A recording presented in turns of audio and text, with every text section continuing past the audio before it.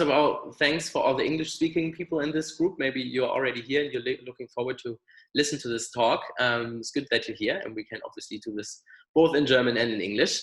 And I'm really looking forward to hear from Daniel now. So as like a little bit of a background, I think there are loads and loads and loads of learning programs out there, right? Who are about becoming agile or being digital leaders or stuff like that. And I sometimes feel like when I look at these learning programs that I get the sense that basically the only thing we have to do to become agile is to basically take our 70s MBA course and just double it up with our agile course. And then we're basically agile managers or agile employees. And I don't really think that's the case. I actually believe that everything to do with the future of work has to do with a different mindset. And it's always hard to find a language around that that helps. And I think Daniel is one of the people who actually have been able to find a language that sticks and that helps people understand it. I actually met Daniel last year during our SAP project that we did on employee experience. And we had the opportunity to talk a little bit. Plus, I have one employee in my team who is doing a scientific research paper on the topic of unlearning hierarchy. And that's basically the initiative that Daniel is going to speak about. He's the Global VP of People and Organizational Growth, which sounds very promising. So I'm looking forward to hear about what that means. And his title is Unlearning Hierarchy, a journey towards making teams and organizations fit for the now and the future. And so with these notes, Daniel, I would like to give it up to you.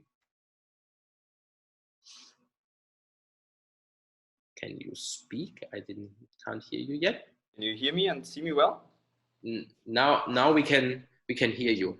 Can't see you yet, but that's maybe me. Okay. But I see a black screen, so that maybe means that's already promising. Black screen is always good. It's a good starting point. Well, I shared my video, so I hope you can see me.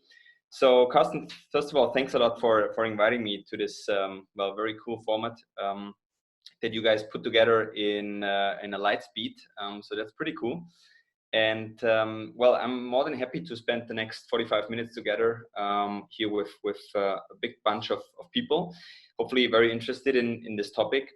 And we decided to switch to English, probably because me as a Bavarian cannot speak real German so well. So we tried to go for English and probably, of course, also for our English-speaking colleagues out there to have one session. So again, great to be here. I'm Daniel Vonier, and actually the title that Carsten just named is a huge title, and we will learn a lot about titles or not titles in this session.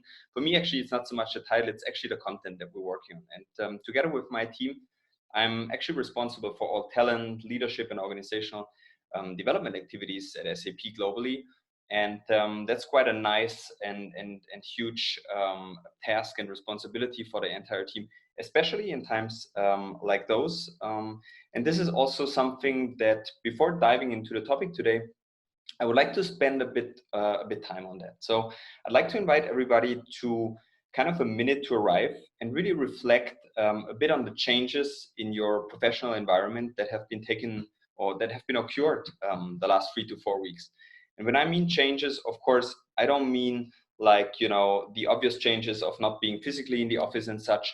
I really mean more the fundamental things, like the interactions with the teams. How are they different? And if so, has also probably your leadership style started to evolve and adapt during the last few weeks? And let's pause for a moment and take in those questions and reflect a little bit on those.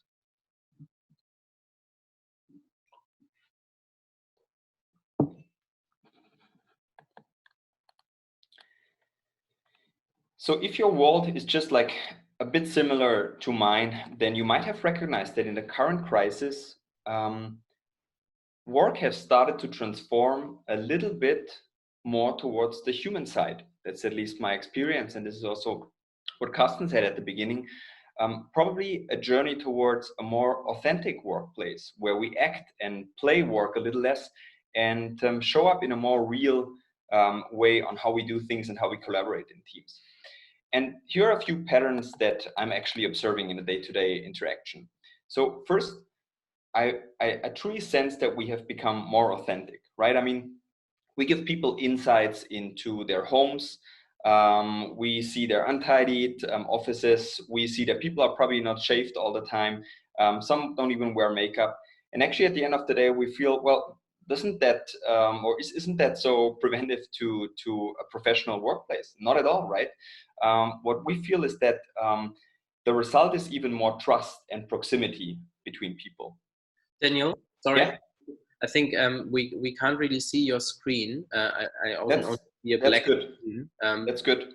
Okay, that's black. So maybe can you at the moment just not share your screen so that people see mainly your face? I think it's harder to shift the settings as we thought. Yeah, I'll try that. I'll try it. So would you now see the screen? Yeah. Yeah. Okay. Yeah, I'm done in a second. Yeah, and I'm moving towards it. All right. So the second insight that I have is that actually we're getting more generous and more empathetic with each other, right? I mean, we're seeing kids running around in the rooms and the offices and ask us the very important questions around, hey, Winnie the Pooh Bear has wearing a new shirt. So is that true, or what's that all about? So by that, we really get closer to the people and connect as humans, right? We're getting more personal, more informal, and we put the person first. And a last thing, actually, as leaders, my impression is that we started to let go, to release a bit of the power and get rid of this, let's say, control illusion that we have, just because there's no other way to do so, right? We need to trust our people and we need to distribute leadership within the team and some of the responsibilities that are tied to leadership. And by that, hopefully unlearn a little bit this hierarchical formalism. And this actually segues quite nicely into the topic of today. So I'm really curious to see what will disappear and what are the things that will stick after this crisis has, let's say, smoothened down a little bit. I hopefully, I will see a lot of positive things that will endure after this time, and that we can build into our day-to-day workplaces and really will persist into a more human and people-centric one.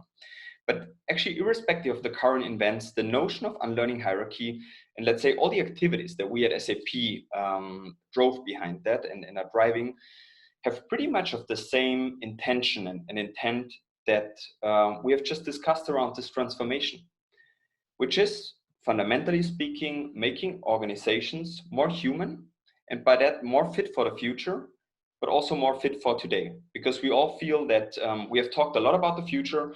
Now suddenly a thing like Corona comes into play, and we need to deal with it today. We need to be prepared today. We need to be adaptive and all those kind of things.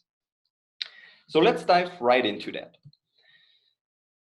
Unlearning hierarchy. So probably it's fair to say from the very beginning that it has always been some kind of a deliberate provocation. It has always been some kind of a starting point that we used to engage the business and the leaders in our organization to our organizational development processes.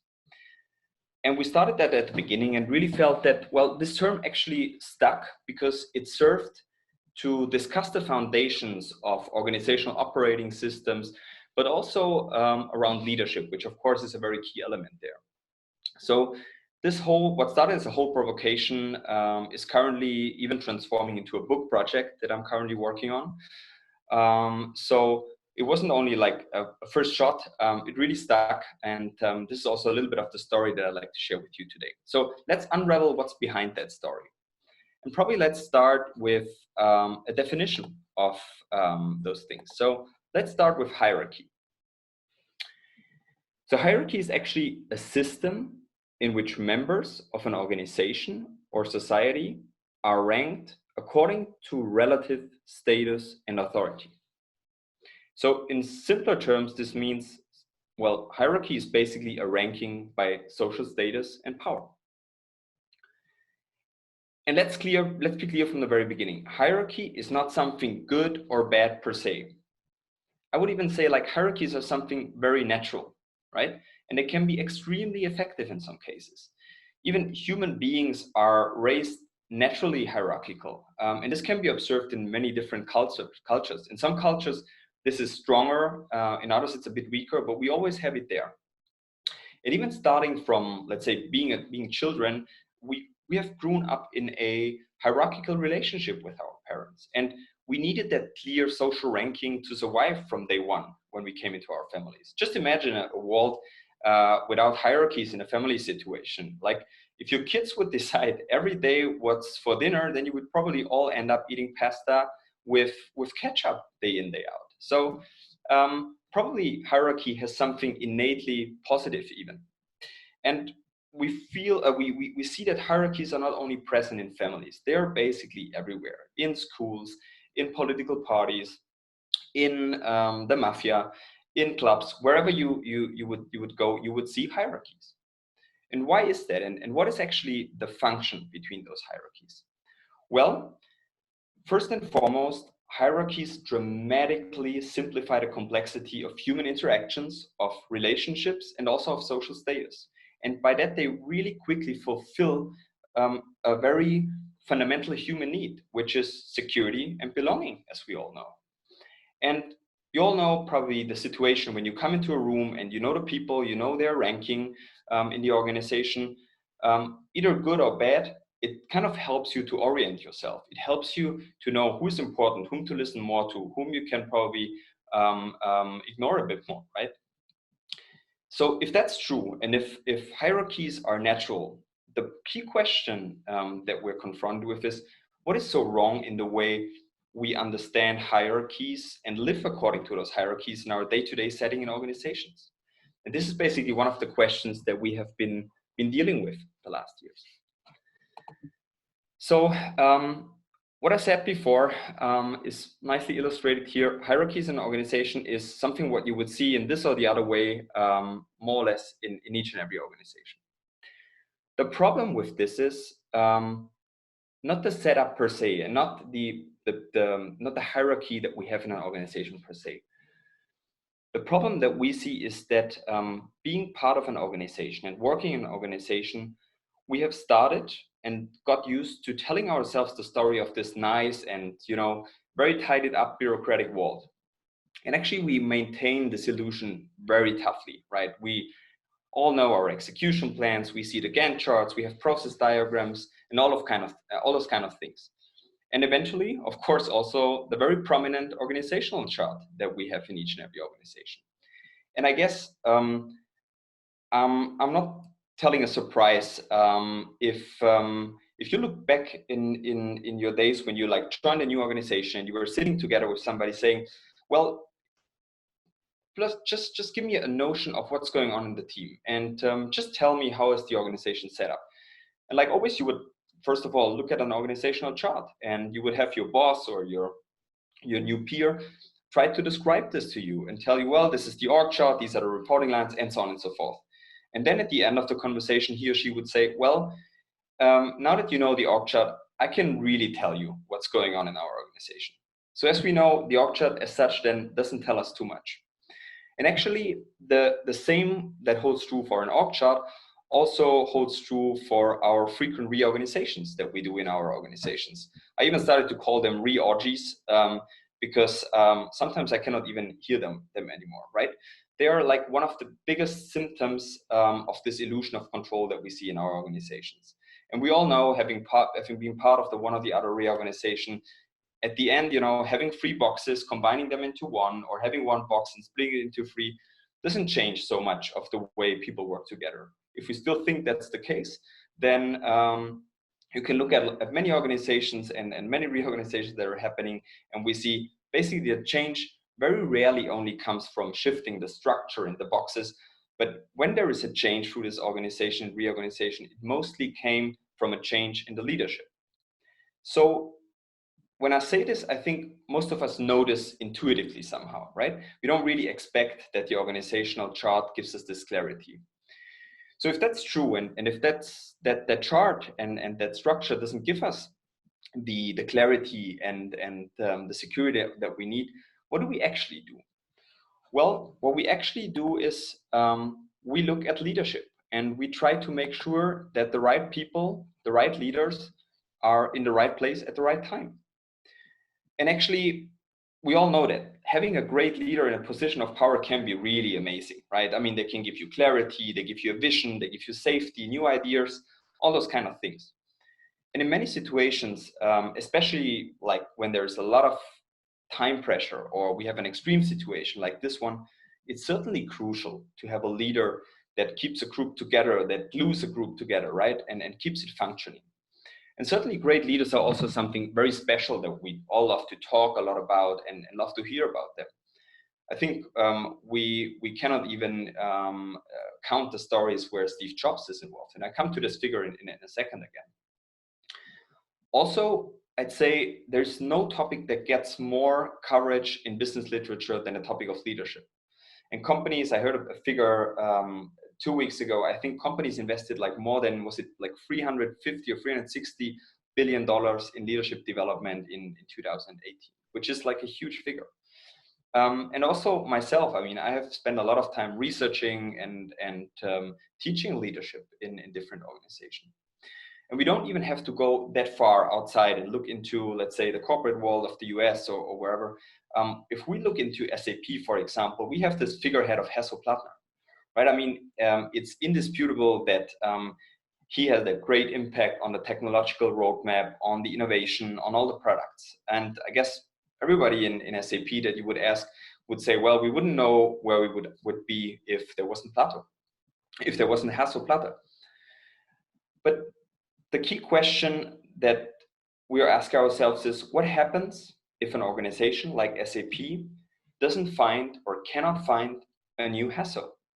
So what happens when we focus so much on this individual hero or heroine on the top of the organizational chart, the one that brings us into this bright future? What happens if we don't find this person anymore?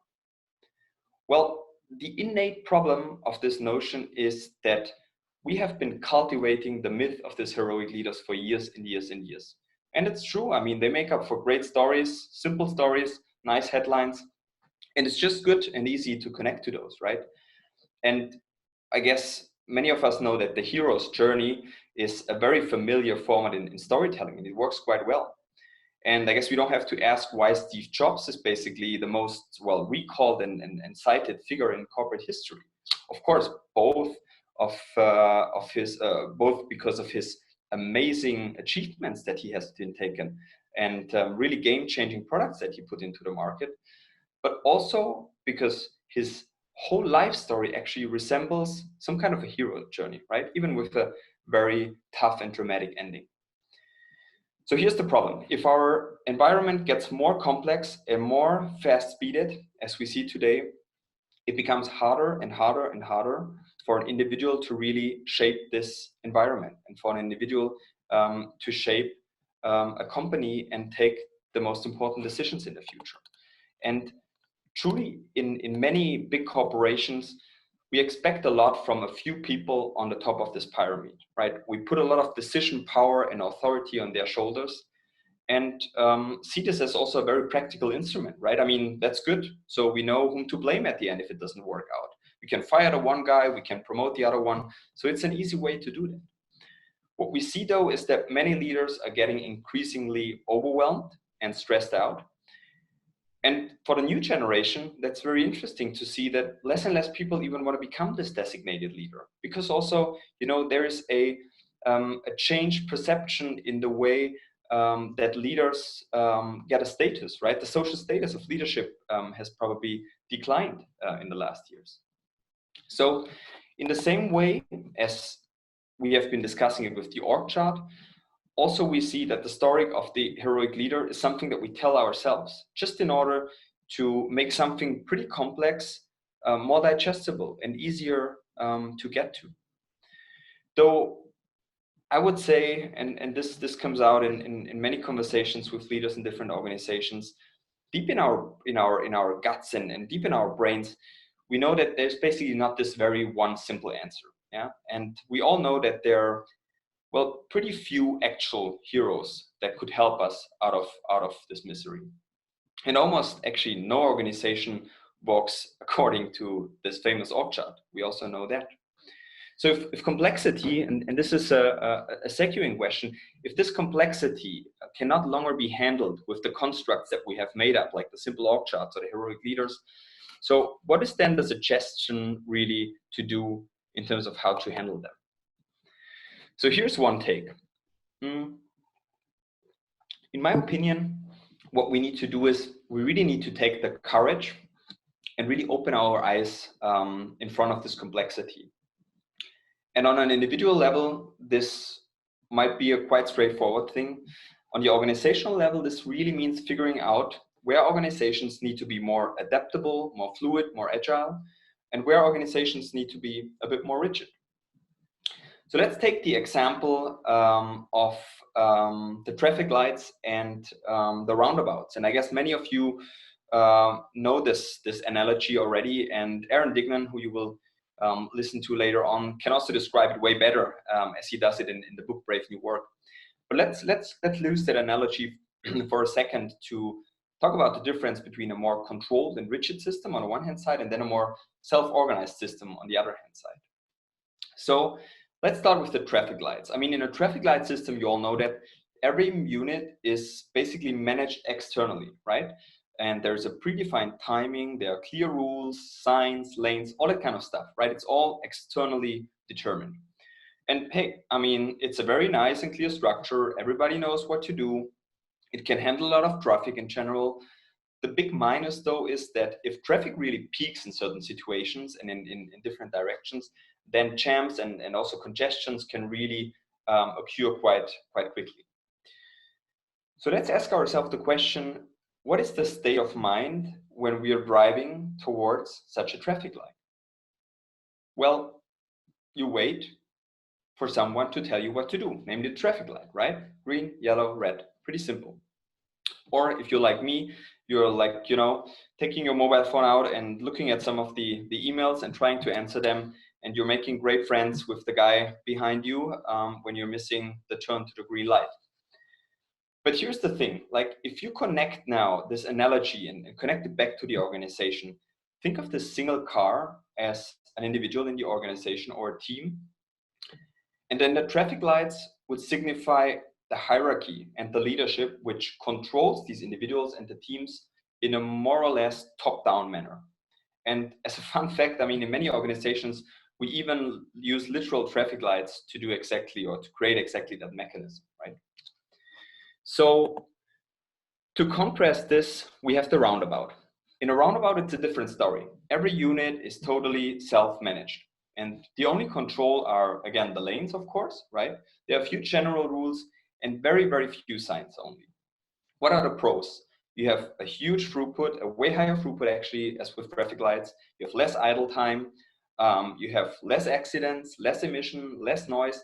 And even if you look into the total cost of ownership and total cost of operating the systems, on the long run, roundabouts are way more cheap than a traffic light system. So what happens in a traffic light system is that you as an individual really need to pay attention of what's going on behind you, around you, and you need to look around and nobody will really tell you, now you have to start driving, now you have to stop, yeah? So in essence, this requires more from you as an individual, and you need to get used to that if you don't. Again here, connecting it back to our organization, what is the car then? The car again is the team or the individual. And here the idea is that every unit, every car, every individual is empowered to move through this system in its own way, in its own pace, and really making sure that they look after each other. And this, as I said, expects much more from the individual. In an organization, if you really now transfer it back, these guardrails that the roundabouts give you are not so much the clear structures, the clear governance and so on. It's rather something like cultural norms or values, or even something like an agile manifesto. Now, bringing these two things together, the key question for me is, what can we learn actually from this? And I think it's basically two things that we should take away from that and learn from it. The first, an easier one, namely, we need to get a good combination of both things. Neither traffic lights nor roundabouts are per se good or bad, right? There are situations where like this traditional, more controlled system works pretty well. And then there are many, many areas where we need to have a more flexible, a more fluid, a more adaptive system.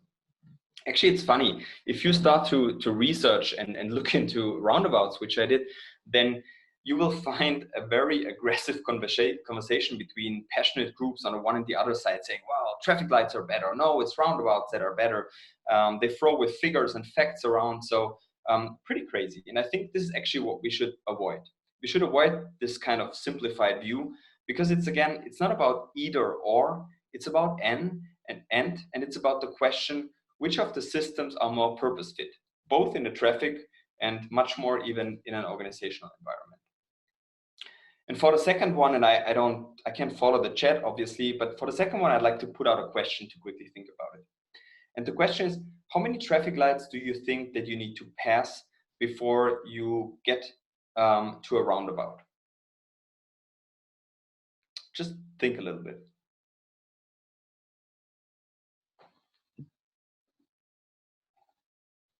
So the number is huge. At least I was pretty well impressed by it. It's around 800 in Germany. So this raises another question, namely the question, why are there actually so few roundabouts in relation to the traffic lights if it seems a viable alternative? Well, the answer is a bit complex, but I'll try to give you a few reasons that you would get to when you research that. So first of all, there's a huge lobby, a system in place. They want to sell traffic lights. So, you know, they are at the Ministry of Traffic and Infrastructure, and they just sell that. Second one, also a more straightforward one, like city planners haven't included roundabouts so much in the city architecture for years and years. Now the third one, and this is basically for our purpose here the most important one, and this is that for a long time, experts really agreed on the fact that basically for an average driver, a roundabout is simply too complex, or in other words, too stupid to navigate safely through a system of roundabouts. So what have we done? Well, we have started to treat people under ages, like kids. So what we learned from this example is that at the end, it's not enough to just show what's better in the one or the other situation. It's not so much like a cognitive effect-based challenge. What we see in the traffic light and the roundabout environment, or in the roundabout case, holds true for organizations as well. So it's not so much a technical challenge, as I said, it's a challenge around culture. It's a challenge around the personal evolution that you have to take, that is really required to work in an organizational environment that allows both roundabouts and traffic lights. So this is where we come to the second part of this, and this is the unlearning piece that I quickly want to touch upon. What does it mean and how is unlearning relevant? So in essence of time, I don't spend too much time here, but let's quickly start with, again, a short definition of unlearning. So unlearning means that you have to make an effort to forget your usual way of doing something so that you can learn a new and sometimes better way. And that's interesting, right? Because I guess many of us, including myself, we often underestimate how challenging it is to unlearn something and learn something new. Because it's not just what I would show you here, namely a copy-paste and an easy override of one thing to the other. No, it's really something much more complex. And we can only slowly and very steadily look at our existing connections in our brains and then starting to build new connections. And I was talking to a neuroscientist the other day, and he said, you have to imagine this like being highways. You have driven on some of the highways in your brain quite frequently because it's safe and you know where to go and you always took that same path.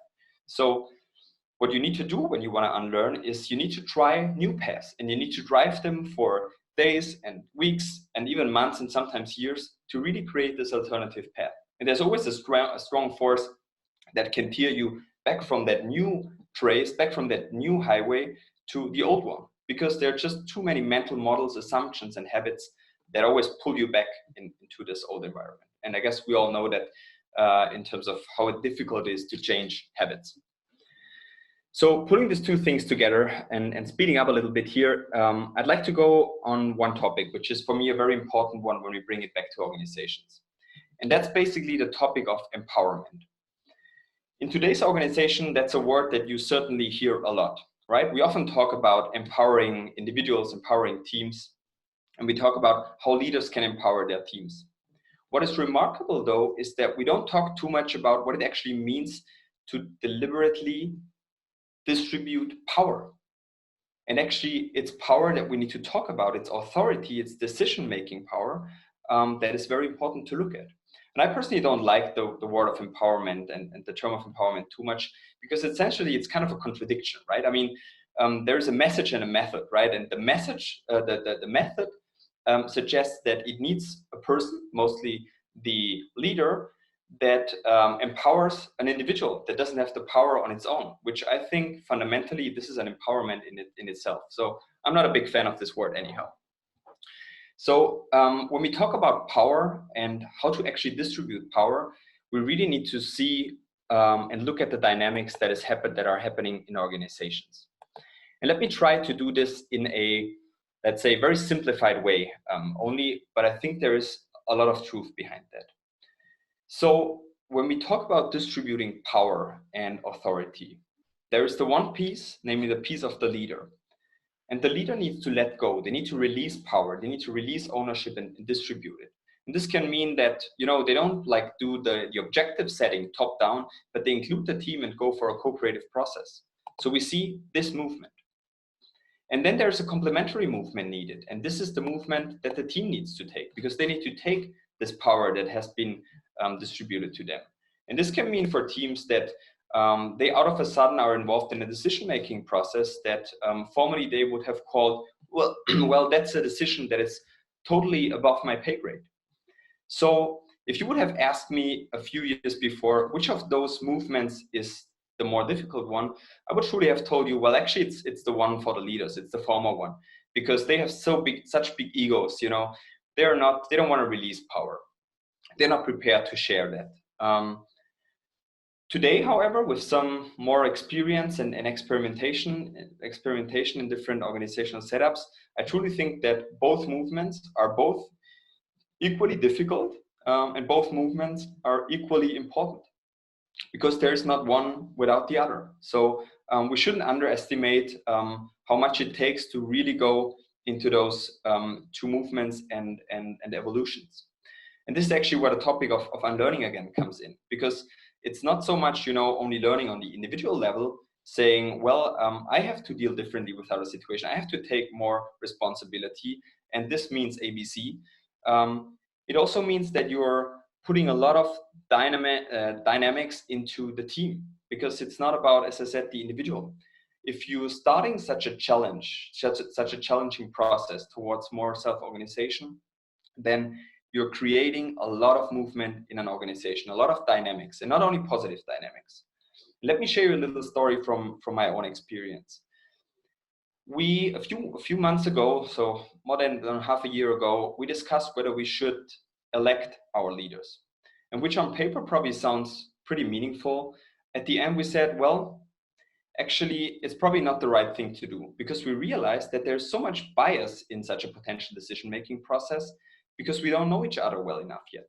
So we said, probably we don't have the collective maturity in that organization to do so. And we came up with an alternative as a team, and we said, well, instead, let's nominate candidates, and let's have candidates self-nominating themselves, and then put together a small group of representatives and really make that decision together in that group, and by that eliminate a lot of bias. And a few months now into the game, this was really the right decision at the right time, because the team wasn't ready for this full-blown transparency and full-blown selection process. Probably if you would do it now, the team has grown, has become more mature. This could be something to do. So it's always very important to look at the effective, let's say, maturity level of your own organization, your readiness level. So to conclude this, I'd like to get a bit more practical. The question that many people ask me is, Daniel, well, that's all right and good, but how do we actually embark on that journey? How do we go beyond that surface? And I have collected a few insights and a few practices that we in our organization at SAP have collected when working with teams, working with organizations on their journey towards more self-organization. And let me quickly share you this framework, which we found pretty helpful in our conversations. It's actually a pretty easy one. So you see the individual at the top, the collective at the bottom. At the right-hand side, you see the external, the more tangible things, and then on the left-hand side, the more internal things. And actually, that's a model that we very frequently use in mapping this process of evolution in the teams, and helps us very much towards supporting and facilitating team processes. So let's quickly go into the individual segments. So for the structure and the process, I can really recommend you to focus more on the work to be done. Focus on the flow of work and the value streams that are happening in your organization, and not too much on the organizational structure. And really think about that. The map is always not the territory. We all know that saying, but really try to discuss what you as a team see, what you experience together, and make this as an integrated part of our conversations, rather than just, debating around theoretical structures and setups and processes. So this is the one segment. The other segment, the team and the culture pieces, and I said that before, really invest in building true relationships. And when I say true relationships, is what I mean is, don't look so much only at the relationships between the transactional role interactions that you have, but really the ones between humans. And by that, really try to create this often and frequently quoted safety and psychological safety and trust, which is so important in organizations. Also, a very important insight that we had is that it's always super helpful to find ways to verbalize the culture in the organization. Really make the culture as part of a discussion and document common values, common understanding of how you should and want to work together. And always get back to that and see how you're doing. And then last but not least, for the team and culture piece, it's so important that people really not only see and hear the difference that you're communicating to them on a day-to-day level, but they really feel it, and they can recognize it in, let's say, in symbols and in behaviors that you as a leader, but that the organization as a whole is doing day to day. Then the third quadrant, more or less, it's about skills and competencies. And here there's just one thing, although it sounds probably easy and soft, you really need to help your teams to be able to navigate in this shaky system. Yeah? And I guess we all see that there's a higher social complexity occurring when we go into a more co-creative process as a team. And so it's so important to educate and teach people and train people in topics like nonviolent communication, in conflict management, in collective decision-making processes, all those kind of things. And then last but not least, the fourth quadrant is the personal one. So I can only invite you to open up a space for your own emotions, right? Be the positive ones like joy, but then also the more negative ones like frustration, like fear, like the doubts that you bring into the office. And really sometimes just pause and think about, how do I actually feel being part of that meeting, part of that conversation, part of that decision-making process?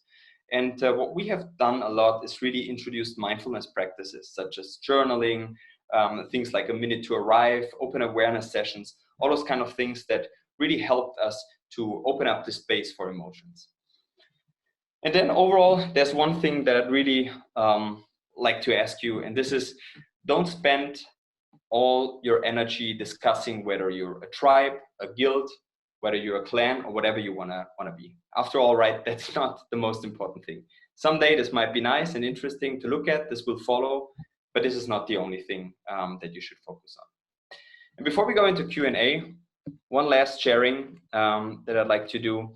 And this is hearing what the people that have embarked on that journey told us. They have told us, well, actually, this has been way harder than I thought it would be. They told us that they thought actually they would be ready for such a process, for such a change, but eventually they weren't. And the same holds true for the teams. They said, well, we as a team, we thought we were ready, but actually they weren't ready for that change. And then finally, what we always hear is, boy, this took way longer than we actually thought it would take. So looking at those things, you would say, well, is it actually worth to do that? And then you hear from most people, basically from all people that have engaged in such a process, one last and more comforting quote. And they say, see, all the effort that we have taken there, all the investment that we have taken personally as a team, it was all worth it. And we would never be able and wanting to go back.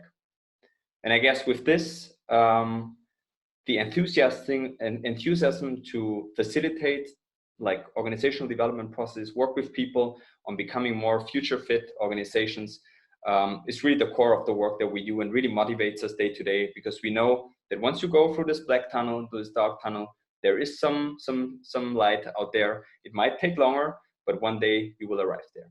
So with that, thanks a lot for your attention, and now open for questions. Thank you.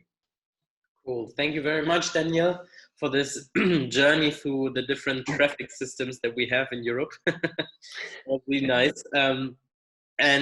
We already have some questions in the chat, but I would like to ask or start actually with one question that we discussed in our meeting before, which was, you know, for you, obviously, I guess, or I assume that you started this process obviously with your own team as well. Yep. And now obviously we are in a different situation, which means you can't meet in person, and you might have, you know, shiftings or changes in your roadmap, etc. How does this look like for you now in this season? Does it make you stronger? Does it make you weaker? What are the different challenges or strengths that you see to this method or to this process in these challenging times? Yeah, great question. So as we're a team that is, well, anyhow, highly distributed globally, the topic of virtual work hasn't changed so much for ourselves. What has changed is basically two things. First, the prioritization of topics. So we really, with a laser focus, look on what is really right now important and crucial for the organization that we can help with. And this changed some of the priorities the last weeks. The second thing is, that's what I said at the beginning. I think we see that things are humanizing a bit, right? I mean, people are at home, have to do homeschooling. People wouldn't say that they are 100% productive these days. And we need to really invest into asynchronous communication, which works quite well. But it's a learning process for each and everybody involved. What I do see, and this is not only true for us, but actually for many organizations where people have gone on this journey and really already distributed more responsibility and power to the teams way before this whole crisis started, these are the ones that are dealing easier with that, right? Because they would say, well, actually, I can't take all the decisions in that case, right? I can't handle all this at once. So the good thing is that people that have made their homeworks, quote unquote, they really see, well, first, well, they can how do you say that? Die Früchte ernten. They can really get the fruits out of that now, right? I mean, and they see that the investments that they have taken the last months are really worth it compared to other people that have probably, you know, led their teams well, more top down and authoritarian. They have more problems dealing with this kind of adaptiveness that is currently needed. Yeah, I think that's a very interesting insight, right? To see that actually teams who might be embarking earlier on this mindset and obviously then also skill set and tool set journey around self-organization are actually now more fit for the challenges that we're facing when it comes to adaptability. And I think that fits really well to the question that Christina just put in, which is basically how to address management that still believes when they increase the effort and demand more, they still can control everything. So basically, what do you do if teams or leaders want to, move back to the old road, as you suggested in your analogy, and are basically going, stopping this unlearning process? What would be your perspective on how we can help them? Yeah. So as we have just limited resources also in our team, the good story is that we're working with coalition of the willing, right? So people come to us and say, I would like to have support. So usually these are the people that are willing, not necessarily able, but willing, or have taken first steps, which is great. If we have a situation like the one you're mentioning, Christina, I think if you're part of that team where the management is like really trying to, to increase their dominance in decision making and so on and so forth, I think what the organization as such can do is really demand for an open process on some of those topics, right? I mean, and starting small, this can mean to open up a process of decision making. So really thinking about and having a co-creative conversation with the management on a clarity on who decides on what, and really confront them and challenge them if everything that they today are deciding really makes sense, right? This is one thing that I would start to do, like a little challenging of the management. And the second thing is, I always look at meetings, because meetings is something, and sure fixes and team meetings is something that everybody has in place. So a team meeting, if you look at that and take it as a room for analysis, that's always great, because it tells a lot about the organization, the way people collaborate with each other. And probably you, Christine, together with some people in the team, can take the position of a referee standing next to the playing field, looking into what's going on, creating a summary, and really suggesting a way forward that indicates that there is a lot more effectiveness if you would change some of the, let's say, highly dominant or highly leadership dominant processes in those meetings, and really open it up for a suggestion in the team. I think I would really say go for baby steps, try little things out, and show the leaders that would rather go for a traffic light system and for a hierarchical approach, to tell them that if they start to change their behavior from A to B, they're getting a better result. And as soon as they see that they're getting a better result out of a different behavior, they might start shifting their behavior on an ongoing base, step by step by step. And then there are the ones, and I know that's probably not the most positive message, but they are the ones, well, you will never change them, right? I mean, then probably it's rather the question of, is this still a place for you to fit in, or does this harm your work so much that it won't fit in the future? But to be honest, I think this is a smaller portion, depending on the industry, depending on the company. But let's not neglect it, that there are always leaders that will continue the way they are, even after this crisis. Sure. No, I think that's a great suggestion, in general, to start with all the decisions that are made in the organization, and then basically see how they connect to the roles, and if they actually can take out of a person's leadership decision making and actually get trickled down into the team. That's actually how we also have done it now at Intrapreneur, now that we're growing and being a broader team, to actually make transparent all the decisions that are to come or have to be made, and then how do they be relevant to the different roles and responsibilities that we have. Which is great. I think I love this idea of actually starting small and starting in teams, and it's also something that we encourage a lot in projects, to basically culture hack and hack in the world that I'm in. But also the question here that I want to add, and which is obviously a question that I guess we all go around with, is how do you connect, or how do you see this gap between starting with teams and then these teams being embedded in macro systems, where obviously maybe things have just natural ends because you can't affect specific structures or bureaucracies from your own desk. How do you deal with that within SAP? Perfect question. So in the organizations that we are supporting, we make sure from the very beginning that not only the leader of this organization is not only involved and lets it happen, but is really putting some rubber to the road and really some skin in the game, let's put it that way. We also really make sure that the next level leader is A, aware of what's going on, and B, is committed to take the results that this team is working on. If we don't have this ex ante confirmation from the people, we flag this as highly risky, because I'm fully with you. You can do a lot in your small team. And if you try to, as a leader with, let's say, a team of 10, if you, let's say, distribute the decision-making process, if you give a lot of power to the team, but then every day your manager knocks on your door and saying, Daniel, I need to see the reporting from this and that project, right? And you say, well, actually, I don't know it, right? Because there are people responsible in my team. You can directly ask them, or I can ask them, whatever you want.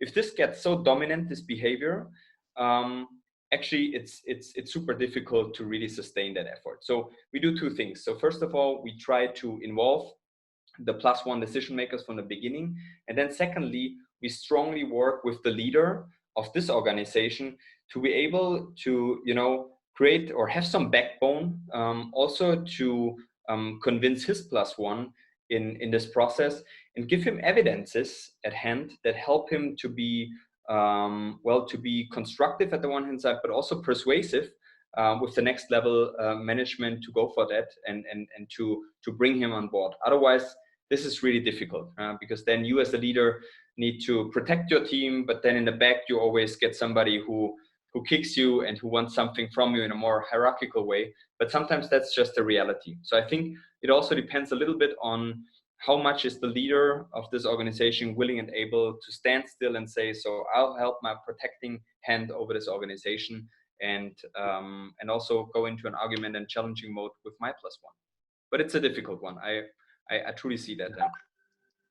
Sure. And it's also something that we, see all the time, that at the moment, at some point, then, transformations stop or learning processes stop because the leader above or someone else basically doesn't want to get on board.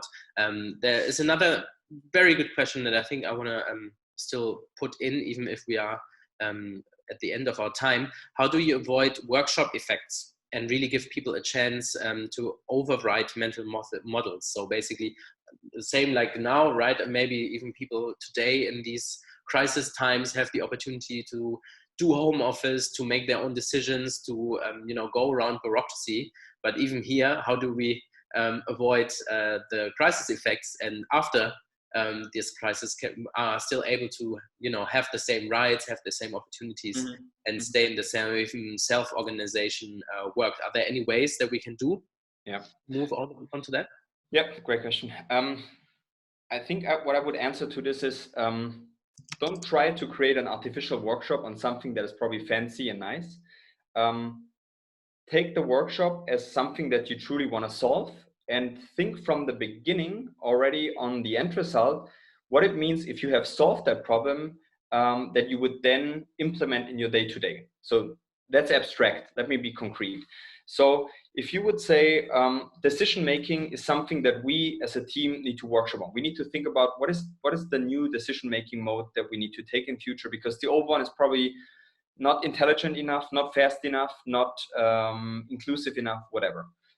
So then we would do a workshop, and in our case, we would then facilitate such a workshop, give in some ideas how you could do that, talk about some kind of a different delegation approaches, and then make sure that the team really commits onto something. And then always, if we're ending those workshops, what we're doing is, where would we see a change? We would determine where would we see a change in the day-to-day or in the weekly interaction as a team. And what we always do is, we fixate those new behaviors and those new approaches in, e.g. meetings, in the way we take decisions, in the way we are hiring, in the way we set up our organization, so that we can look at it and review it every time that we need to talk about it, right? So, for example, we have started with a minute to arrive in each and every team meeting that we're having. Why did we do so? Not because mindfulness is a fancy new shit that we should all do.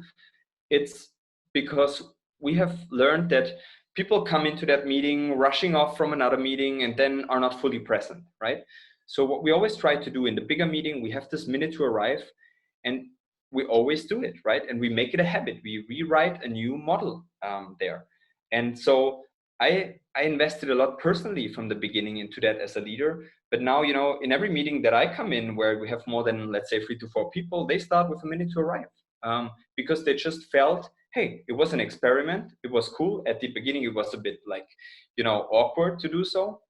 But I really felt the benefit out of this. And then people start doing it on their own. If people don't feel a benefit out of something, they wouldn't do it, right? So what I'm always starting with is, let's go for experiments. So everything that we implemented, I say, 90% of what we implemented the last year had always the headline of experiment. And when we said experiment, we said, is this safe enough to get it started? And if yes, let's look at it in a, let's say, time distance from today to 3 months in the future, and then have a retro on that, look at it and say, what went well, what didn't went well? Do we still keep it? Do we change it? And what has really changed in the way we collaborate together? And by this, I really take the pressure out of people's decisions, and we just get it going. We started quick, but we also open to make mistakes, and then we can correct them. We can course correct them along the way, and we don't need to be perfect from the beginning. So that would be my answer. So looking at experimentations, and always when I start a workshop, having the end in mind and thinking about what is it that we then want to implement into our day-to-day, and where's the right spot to do so. Right. Well, Daniel, thank you for your time, and thank you for your insights. I Sure.